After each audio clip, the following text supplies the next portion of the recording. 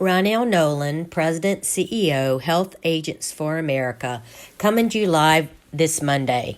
I apologize, you are seeing a picture of me and not my face, but I'm suffering from a little bit of a summer cold and just couldn't make my fingers put on my makeup. So apologies, but you can hear the update, and I think that's more important than anything. You also might hear Faith snoring from underneath my desk, so I apologize for that if you hear that also. But I wanted to talk to you about Ready, Set, Go. Are you ready? I was listening, of course, to more webinars about all the things important to us and about commissions. And I hope you don't think I'm beating a dead horse, because this is very, very important. This is going to be a new change to our industry. To some might already be doing this, but many are not, especially in the small group market. But what I'm going to say is you make money and that's okay. But now, even though this doesn't start until December 27, 2021, it's going to get here before you know it. But you need to prepare now. Start making a list of all your services in full detail. Don't forget about anything. Maybe ask people, if you have staff, to go over the list and see if you're missing anything. You know, what exactly do you do for each one of your clients? And then make a list of your commissions, direct and indirect. You know, what are your commissions right now? We know things could change as we go forward, but let's just start now. Let's start having that conversation with our clients now. It's a law. It's not going to change. It is what it is. And we might as well make sure that we're in full transparency. As I've told you before, employers are meeting and they're questioning, or agents and brokers being transparent. And it gets a lot more complicated for those with really large group clients that might get, fees to do with your PBMs or things like that. Just know that the focus is on us. The spotlight is on us, and now it's our opportunity to stand up and to be transparent. So let's get on board and support this transparency and don't swim against the tide. And that's some good information that I heard from a recent webinar that I was on. Many of you participated in the Compliance with American Rescue Plan Act with Angie Sura, the Vice President of Compliance. Last week, we did it twice, one for agents and brokers and once for employers that you could forward to your clients. I have included that recording in this Monday News, so click on that. Make sure to send it to your clients, your group clients, to let them know about COBRA. If you have not realize this, but this applies to COBRA and to state continuance. It says COBRA and mini COBRA. It does include state continuance.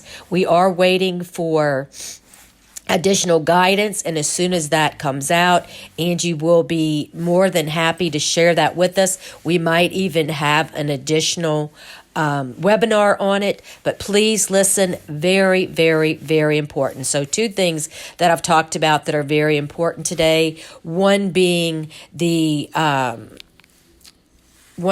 commissions. Get ready, get set, whether you're ready or not. Let's start having the conversation. The compliance with the American Rescue Plan Act. Now, Angie did a deep dive on how this affects our employers. Also included in that is the tax credits that went into effect 4/1. You will need to update your application for each person in order for them to get that tax credit. So you have to go in, update it. There are some tricks of the trade. If you'd like those, you can give me send me an email, and I can give you some of those tricks of the trade to go a little bit quicker, that one of our agents out of Texas has sent me. But, you need to go in there, you touch them. They get a huge, tremendous amount of additional tax credit. It seems like more gets I don't know if it's based on, well, I have read that those over 65 are getting a lot more than those under 65, but it is significant. You will see some clients go to zero. And then those above 400% of poverty are getting a tax break too. So if you're having problems with your state not doing husband and wife, two man, and you're looking for a way to save them money, this would be a way for them to save money. This does, trickle down to the state exchanges. They will get the same tax credits that the federal exchanges get. However, the federal exchange has extended to August 15th to have the special enrollment period to enroll whoever hasn't enrolled and to get additional tax credit. I was talking to Jennifer Lovett from Connecticut. She said at the time that we spoke last Friday that they haven't gotten the go-ahead on the extension of the special enrollment period. So each state is going to be different. Please check with your specific state and find out if they absolutely are going to have a state exchange. And please accept my apology. My brain is on cold brain. But I did want to let those in Louisiana know that House Bill 463 by Representative Ilg, that is the Department of Insurance's bill to create a state exchange, has dropped. House Bill 463. I encourage you to take a look. I've also included a link for you to reach out to the state exchange, the House of Insurance, that you can reach out to them and ask them to ask the hard questions.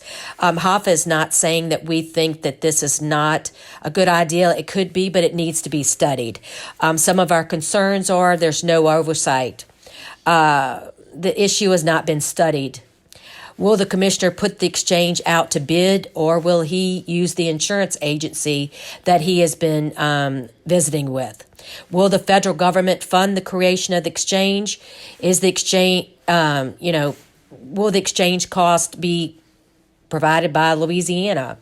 Where's the governing board committee? There should be a governing board that sits, and that agents and brokers that should sit on this board to guarantee that an agency outside of Louisiana is not going to come in and take our jobs.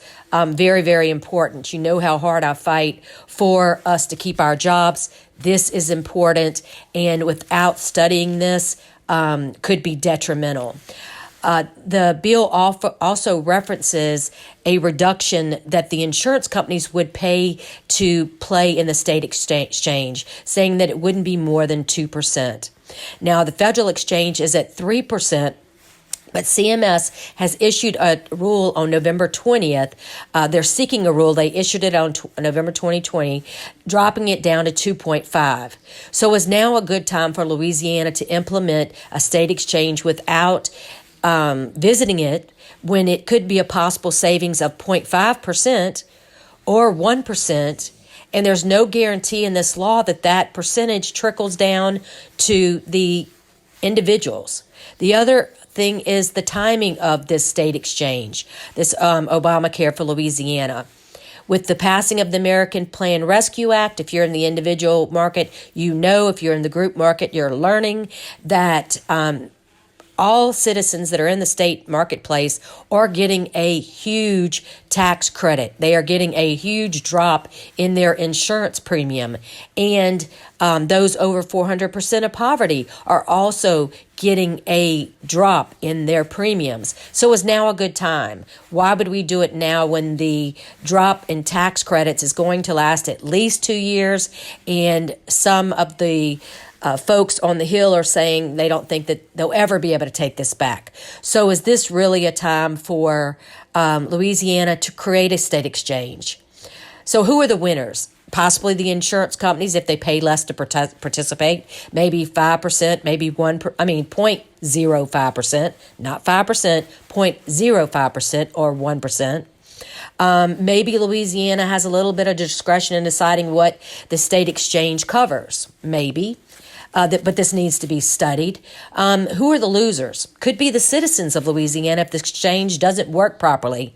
And certainly the agents and brokers of Louisiana could possibly be the losers if an outside source is used to create a state exchange that would thus replace the agents and brokers. This, again, needs to be studied. So something that HOFA was created for is to be open and honest, to fight for our right in this industry, to make sure that we have jobs going forward. I've been meeting with some of the legislators in the House Insurance, so some will not be surprised to hear from you about. Let's ask the hard questions. Let's turn this into a study resolution. Let's decide whether this is good for Louisiana. Maybe it is. Maybe it isn't. But I think it's something that needs to be studied, and some of the harder answers need to be answered.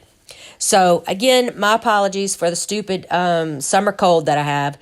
Nothing huge that's going to keep me down for sure. I'm here working. My desk actually looks like oh, Lord, children, you would not like to see. It's just a big mess with a whole bunch of things on it. But I'm working hard, trying to work through, get ready for Louisiana state exchange and Louisiana's legislative session, and watch all the things that are going on in our other exchange states. One thing that I do want to talk about that was brought to my attention, and it's something that we're going to put high on our list, is we know that there are agencies that we represent that have licenses in different states. So if you have a license with a federal marketplace exchange state, then you take the CMS training and you're good to go. But if you have a license in Nevada, in California, in Connecticut, then those different states require your agents, your staff, to take a different CMS education course. And I guess it never really was brought to my attention, nor did it dawn on me that can be time-consuming and utterly ridiculous when we could use one set of educational standards.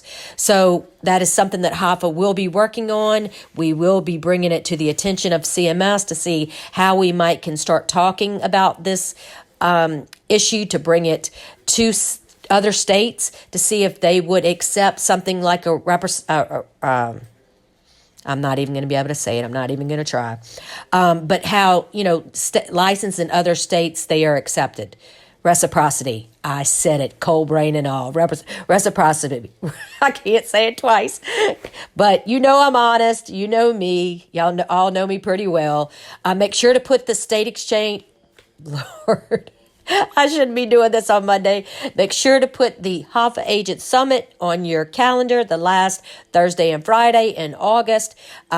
You have received information to go ahead and book your rooms at Nottoway. They'll go quick. There's only a limited amount of rooms there. Some are in the mansions, some are in the cottages. So make sure to do that ASAP. The speakers are being booked, but call me if I can help in any way.